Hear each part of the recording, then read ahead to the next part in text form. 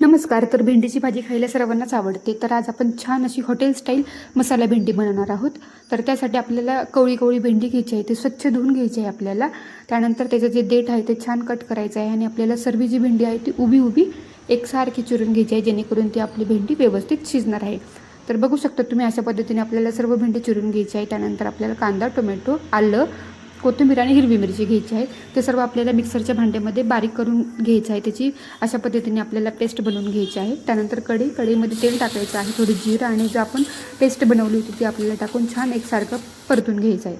त्यानंतर आपल्याला त्यामध्ये कांदा लसूण मसाला टाकायचा आहे आणि जी चिरलेली भेंडी होती ती आपल्याला टाकून घ्यायची आहे आणि अलगद हाताने सर्व भेंडी आपल्याला व्यवस्थित परतून घ्यायची आहे, एकसारखी परतायची आहे. त्यानंतर आपल्याला यामध्ये थोडं चवीनुसार मीठ टाकायचं आहे आणि थोडं शेंगदाण्याचं कूट टाकायचं आहे. परत एकदा छान परतून घ्यायची आहे.